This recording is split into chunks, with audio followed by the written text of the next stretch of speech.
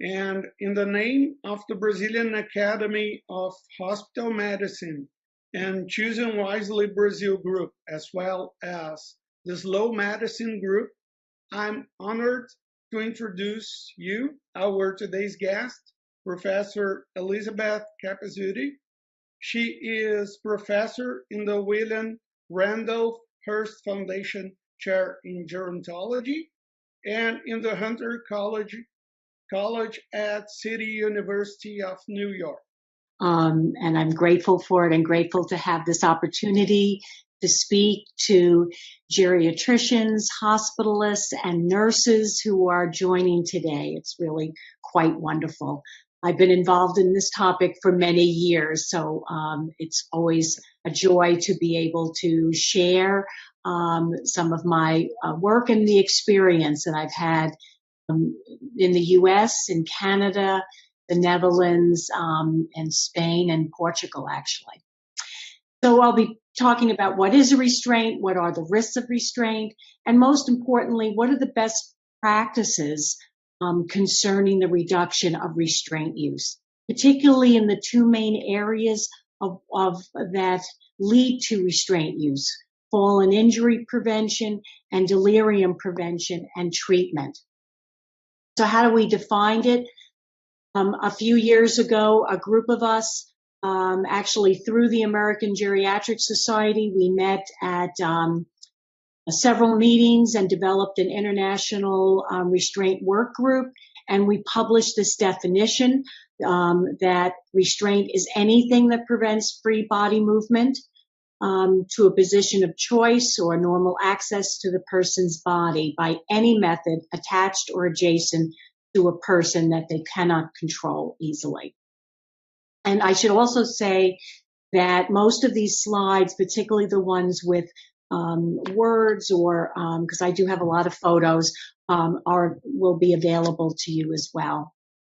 Here are examples of items that are some of them are definitely restraints. It depends, for using a vest jacket. If you have an ankle restraint on or a wrist restraint and it is tied to a bed or a chair. Same thing with mitts, and you see straps, belts, and side rails or bed rails can also be considered restraints depending on their use, as well as even simple things like bed sheets that could tie a person down. So it's not necessarily always the actual device, but how that device is being used. And as we well know, in the Choosing Wisely from the American Geriatric Society, clearly there's a mandate not to use physical restraints. So that is why I'm talking about this today. I'm not going to be talking about restraint use for the emergency use due to immediate harm to self or others. And immediate is underlined, meaning that, a person would be actually very physically aggressive and attempting to hurt someone or themselves. Nor am I talking about restraint that is being used to maintain a necessary life-sustaining treatment. I really would, most of that is in what we talk about in the ICU, and I would refer everyone to the Vanderbilt University's guidelines regarding, hold on, let me move that. I realize that might be in the way of the screen, that provides guidance that way in terms of sedation, analgesia, et cetera, in the ICU setting. So most, physical restraints began in the 19th century, and rather strange restraints being used in the psychiatric setting. But how did that enter into our medical surgical setting? Well, partly is because we believed, and again, I'm going to underline the word belief, that they prevent falls, they stop people from interfering from their treatment, they decrease liability, and they actually control disruptive behavior. But we need to realize that there was really no scientific evidence documenting their efficacy in the fall prevention or in other areas. and they were marketed or they were advertised prior, at least in the U.S., prior to our Food and Drug Administration actually deeming these devices necessary to have testing of them done. So there was no research done. They were just advertised. And this gives you a sense of some of the older advertisements that were put forth in professional journals, that, made it seem that restraint made people happy. And in fact, we know that is not the case, and that they do not do that. And the same thing with side rails. Though side rails wasn't really about advertising, we actually started to use side rails because our beds were rather high, as you can see in this picture of the early 20th century. The fixed height beds were rather high, and so if they were going to put some kind of rail, the nurse at that time, particularly this is around 1920, 1930, they would have to physically put it on the bed, which was a cumbersome activity. But hospitals started in the post-World War II era, began to be concerned about liability, and so a restraint was seen as a bed rail, they might not call it a restraint, was placed on every bed. As you can see, here we're looking at a ward where everyone can see everyone else, and yet on this bed in the front, you could see that there is a rail attached to it. And that was because it really was this belief that it would reduce liability. And in fact, it did for a number of years until the medical and nursing community took back this issue and said, wait a minute, we need to do something else, especially since these side rails became a way that nurses left more of the bedside because they believed their patient was safe enclosed in these rails or tied up in physical restraints. However, clinically, we know they're not always effective. As we see here on the left, this was actually in a nursing home that I was working at as a nurse practitioner. And here was a patient who was tied to a wheelchair, but she was able to get herself up and pull the wheelchair. So obviously strong enough to probably walk on her own, or as we see on the right, someone climbing over a rail, which we know can actually cause more injury because it's increasing the height of that fall. And we know that whenever we immobilize somebody for a long time, they're going to have consequences. They'll develop incontinence, their appetite will be decreased, and they can develop pressure ulcers or pressure injuries.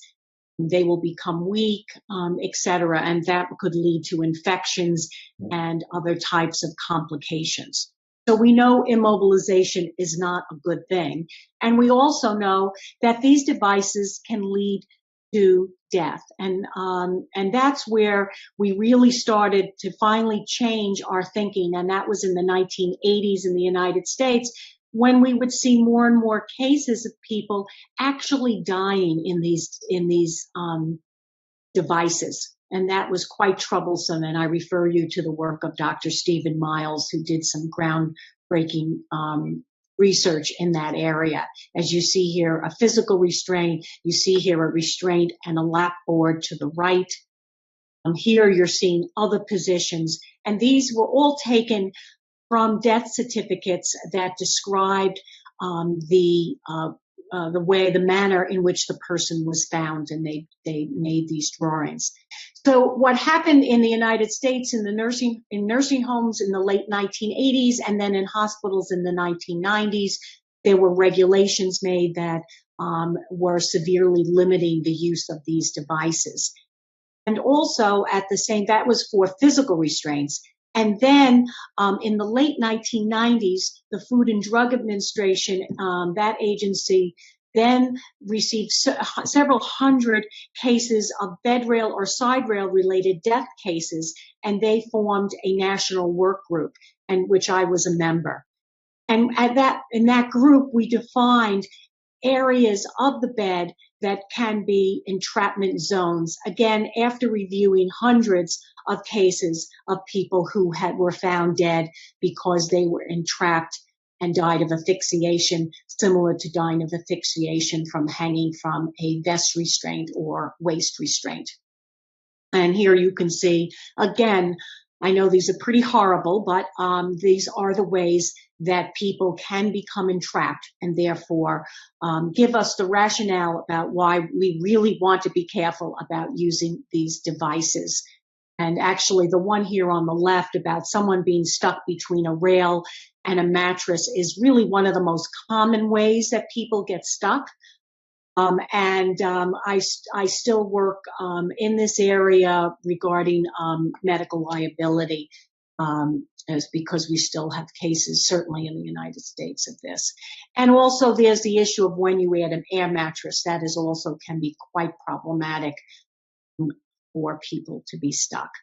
The endpoint of our hospital work group was some clinical guidance, and you can find all of this online. And I'll be going through some of that today. So first of all, fall risk elimination, fall risk restraint use.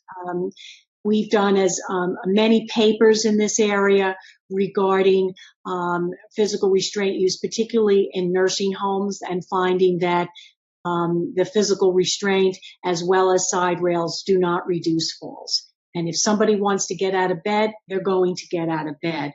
And if they have the risk factors for restraint, that let's say they are confused, they have dementia, they want to move around, they're trying to get somewhere, those restraints and bed rails are not going to necessarily keep them down, but rather they're going to try to get out. And as we saw on the previous slides, they most likely will be hurt.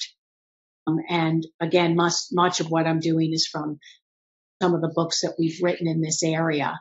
There are several key areas you want to have in order to reduce restraint and promote better fall risk prevention. First and foremost, you need strong organizational support and support that will provide resources or alternatives to restraint. Usually having a multidisciplinary team to lead this effort is considered important. And the guidelines that I am indicating on the bottom of this are all listed on the handout as well. Risk assessment, everyone should be assessed for their risk of falls. And there are many tools out there, but each hospital really needs to decide for themselves which is the best tool for their patient population. As I've said, cognitive impairment, history of previous falls, people with some sort of impaired mobility, people who have special toileting needs are all the ones we want to really focus on. We want to address whatever reversible or modifiable risk factors and target as many as we can. I think from a geriatrician and hospitalist perspective, you obviously want to be very careful in terms of the drugs that are being used and really do a careful assessment of what is actually necessary and which might have, let's say, anticholinergic effects that may increase fall risk. For nursing, we want to be very careful about how we are rounding on our patients and not just going by and seeing if, hello, are you okay? But rather being actively positioning persons, looking for, checking if they have some sort of pain, make sure their toileting needs are being met, because we know it's often people are trying to get to the bathroom is the reason why they're trying to get out of bed so quickly and without the nurse's assistance. And placement to the things that they need is close to them, their phone, their water, etc. So that rounding and checking for trying to anticipate people's needs is very important.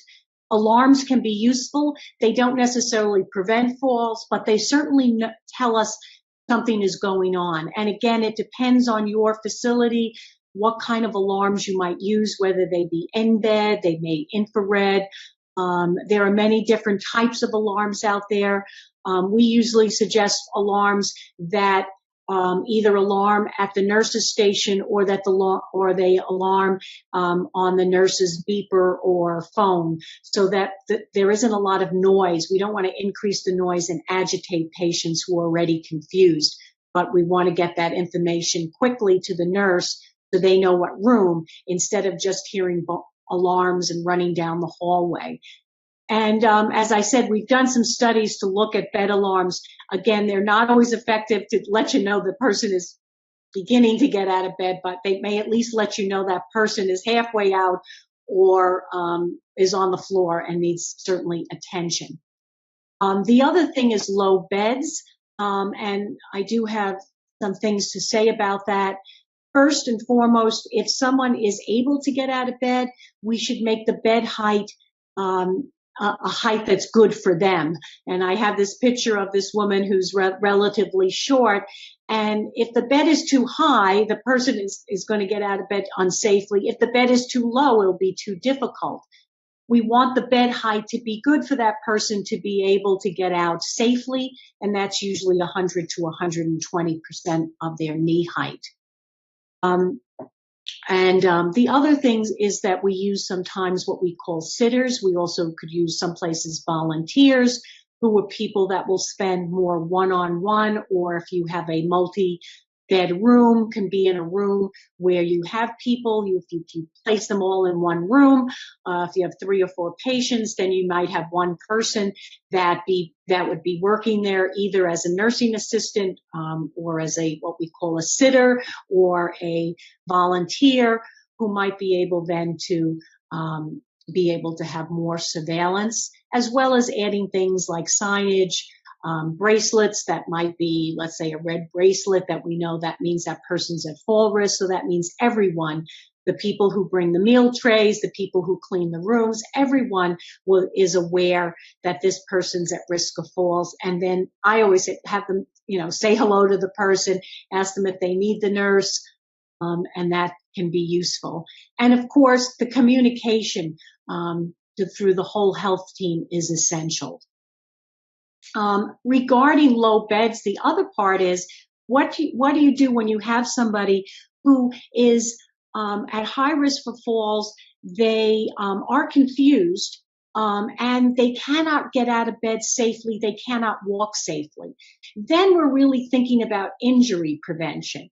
And here, the use of low beds that go very low all the way to the ground, and particularly if you could have a mat, like a physical therapy mat or exercise mat next to the bed, means the worst thing that's going to happen is they're going to roll out of bed, but they're going to not fall a big height, and they will likely not have an injury. And if you have an alarm on that mat too, then you know that they're there.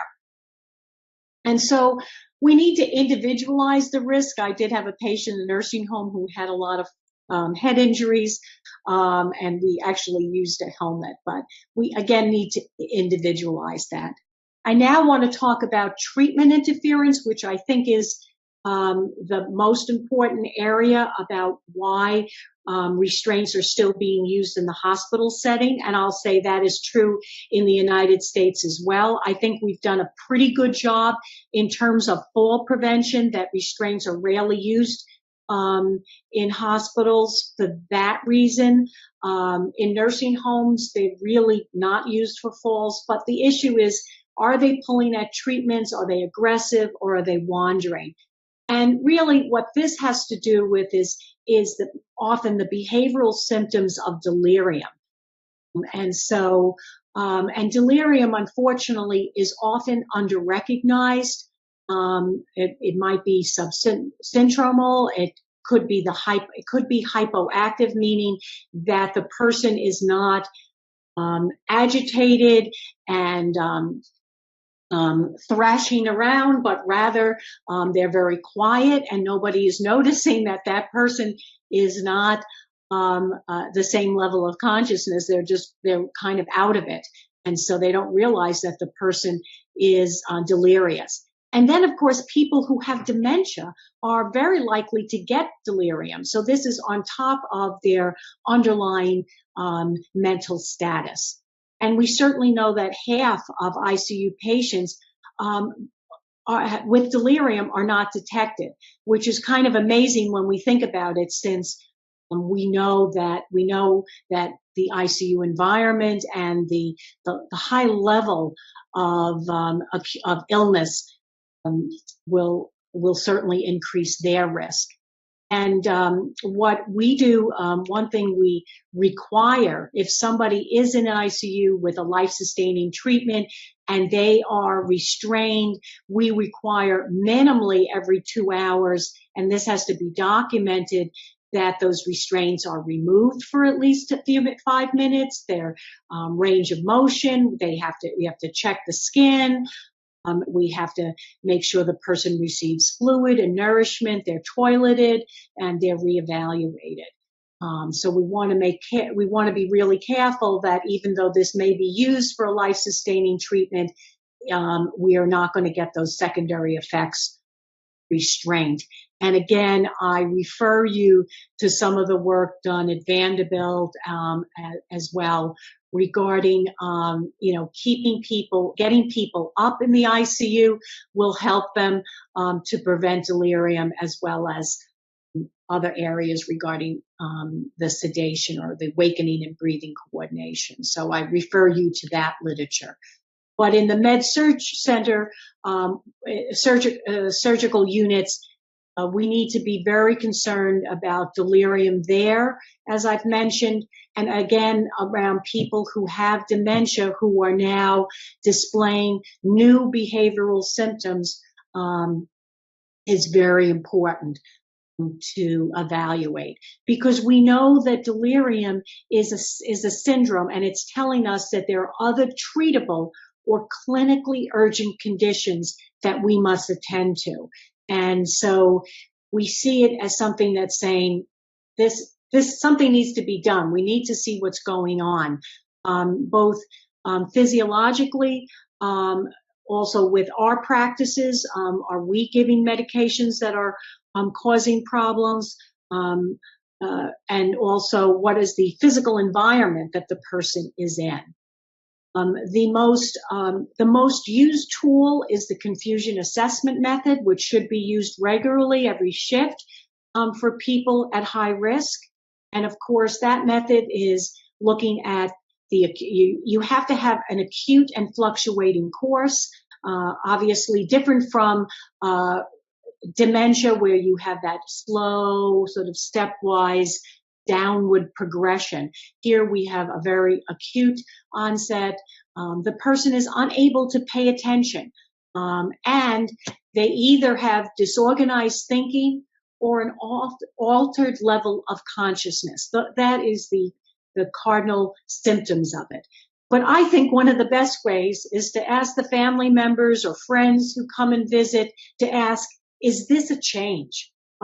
They know the person. And of course, this is also getting to us knowing on admission, what is the person's usual mental status? Because they may be coming in delirious through the emergency department or direct admit, and this is actually not their baseline. So we need to get a good baseline, and we need to keep checking in, particularly with family, or if they are nursing home patients, with the nursing home staff, wherever they're coming from. What is their usual status, and what is different here? And I think one of the most important things that is missing regarding delirium and why it's often undetected is that someone sees a change in the person's mental status, but they don't tell the rest of the healthcare team. And so we really need to have what we call in some of the hospitals that I consult with, safety huddles, talking about, hey, this person is different. I just did a cam on them. They're clearly look like they're delirious. What are we missing here? Let's do an evaluation. And again, the same thing with the family, talking with them to say, hey, I think something's going on here, a little different. What do you think? Has this happened before? What did that mean? Did that, that the family may say, oh yes, every time they have a urinary tract infection, they start to act really strange. So that could be important. But are we going to restrain this person? similar to my other photographs that were from old advertisements. These are more frequent, more recent advertisements. And again, here are these people happy and calm in restraints, but I think most of you in clinical practice would disagree with this image of the happy, confined person in a restraint. We know that actually restraints, and there's been some very good research by by the premier researcher in this area, Dr. Sharon Inouye, that restraints are actually highly correlated with onset of delirium. And we have to think about what this experience might be like for that patient who is in a delirious state, who is seeing things very differently than how we see things. I happen to like this photo about what it must be like to have delusions and hallucinations, and how horrible it must feel like to be delirious. And I'm sure all of us have had an experience where you may have been ill and had a fever, and you just weren't thinking clearly. But to think at the next level what that must be like, to start seeing things and feeling very paranoid and scared that what's going on, are you losing your mind? So we need to think about that and think about our environment, how hectic, people running in and out of rooms, patients see lots of different people, and that's making them more confused. They're being woken up in the middle of the night. The environment is loud. They have very little to see. As you can see in some of these photos, they're just looking at a door or a ceiling, and there's bright lights above them. And there's so many things that's affecting them and their circadian rhythms that it can make one very confused. And as we know from choosing wisely, we want to think about some of the things, what we would call the offending agents involved. I mean, do we need to have feeding tubes? Can we, maybe we can reduce tubes. If somebody's pulling out tubes, and that means any kind of tube, we should think about, do we really need it? Is it necessary? We don't want to start out with antipsychotics. We don't want to, really knock these people out. That would not be good for them. That could lead again to more problems, and especially concerned with use of benzodiazepines. So we know these things are not good. There's great research to support that. And again, Dr. Sharon Inouye's work is probably the best known. She's been doing this for about 25 years of research, and she has found that some rather simple interventions can help prevent delirium, but also if a person becomes delirious, it also reduces the total delirium days, and the delirium episodes. So it's a very useful program. And again, it's a lot of simple types of things. In fact, many hospitals, what they do is they train volunteers to help nurses be able to deliver this program. And a lot of it is for, providing reality orientation, just coming in and saying, hey, today is Thursday, it's April, there are spring flowers, the daffodils are blooming, keeping people awake and aware of their surroundings, doing activities with them. And I'll show a photo of that in a minute. Thinking about sleep, again, the environment. Do we have a quiet, dark, cool environment for people to sleep? What's their usual routine? Can we give them maybe warm milk, tea, chamomile tea, whatever is useful, melatonin? How can we help them sleep better? Getting them up during the day, that will help them sleep better, but also we know early mobilization. And again, this is being used in the ICU setting as well. Getting people up is not only good for preventing infections, maintaining their musculoskeletal abilities, but we know that this is good to help them with their circadian rhythms and preventing delirium. And of course, we want to make sure they're able to see well and hear well. And also a big problem is often people are dehydrated. They might not be telling you they're thirsty. And so keeping them hydrated. So again, these are all the things, the first one, top left, keep helping people to sleep, not to nap throughout the day. That's how we keep them mobile and walking, and helping them, assisting them to the bathroom, not, trying to reduce usage of diapers. And again, keeping them hydrated, keep giving them, encouraging them to drink fluids. And the top left is showing a hospital up in Rochester where they do rounds and and one of the things is they've tried to do less of bedside rounds and instead make sure the patient is up and standing while they do rounds with the patient to go over what the goals of care are. I think is quite nice way to do it. On the right-hand side, I'm showing you a picture of what they call the volunteer cart, which has all sorts of things for different levels of mental status, whether somebody's demented or somebody is clear-minded and maybe wants to read a magazine or paper, versus maybe simple activities like folding towels might be a good activity to keep someone's mind awake a while during the day and distract them, really. Again, the use of sitters is frequently used in our hospitals for trying to, again, engage the patient with someone instead of them looking up at the ceiling all day, but engaging with the person and keeping them awake and alert. I guess we'd all love to see hospital rooms look this beautiful. I can tell you here in New York, we have a lot of old hospitals. We have a mixture of old and new hospitals, and a lot of them where I am or do not look like this. But there are certain elements of a hospital room, such as natural light and calming colors. But on the right, things that can help the patients feel more oriented, like a whiteboard with the information about, what's the weather today, the date, what's the name of their doctor and their nurse, how can they reach them, giving them where they are, a clock. All of those things are very good to keep somebody oriented. Some hospitals I've worked with have also done things where they've moved beds around so that patients could actually talk with each other, and that has been found useful. This happened to be a couple that husband and wife that were hospitalized, and they put them in the same room, and they said this was particularly useful during mealtime because, like all of us, it's nice to eat with someone else. So I thought this was a creative way. The other things, of course, to think about are the devices that we're trying to prevent someone from removing, whether they be dressings, IVs. We want to stabilize them so that they are as less annoying and painful as possible.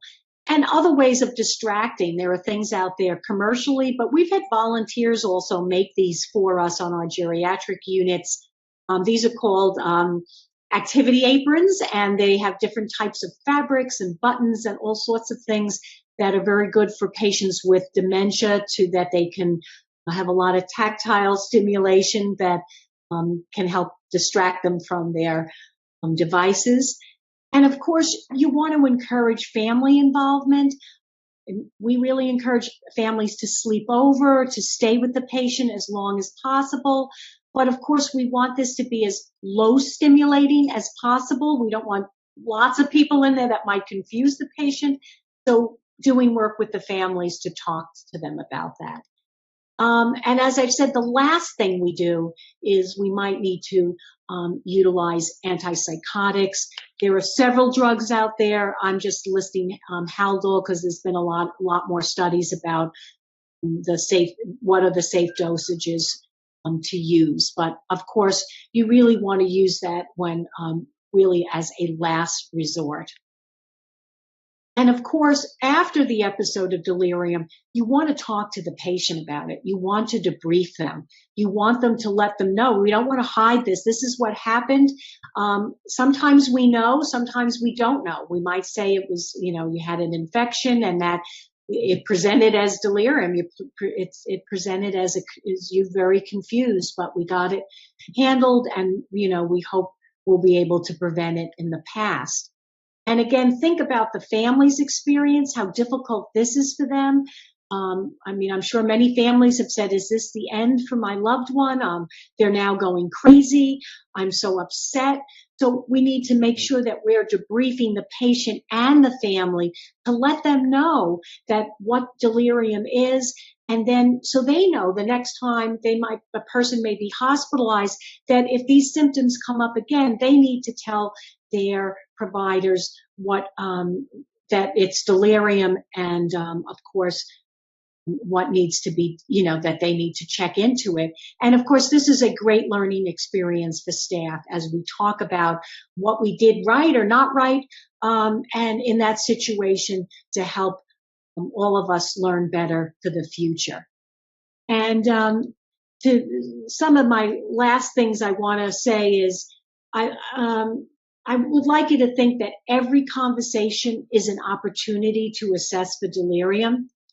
Because if somebody is talking with you and you can have a conversation and you can notice, are they able to pay attention? And if they're not, how is their thinking different? Or are they able to remain awake while you're talking? Is their level of consciousness changing? You can do that by making sure you're engaged in a real conversation with somebody. So I often think that every conversation should be thought that way.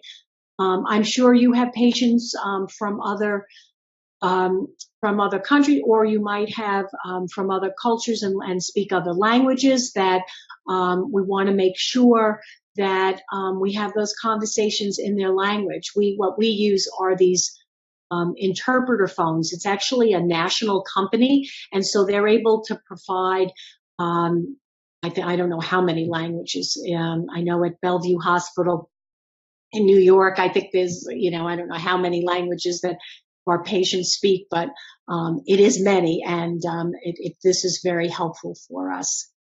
And of course, again, every conversation, not just with the patient, but remember the family, the partners, their friends, help us know if something is going on, because we may not be able to always pick up the most subtle symptoms.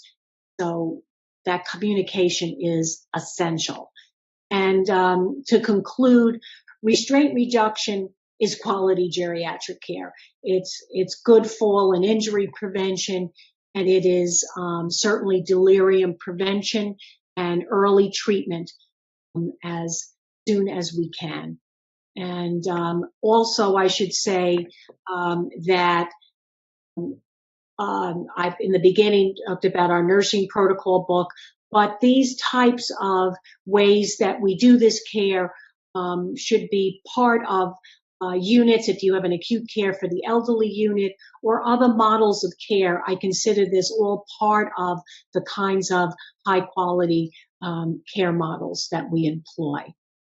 And at this point, I know I spoke kind of fast and that was a lot of information, but I do have a handout, and I hope that, so most of that will be there. And at this point, I'm going to stop sharing my screen, and I think I'll have plenty of about 15 minutes for questions.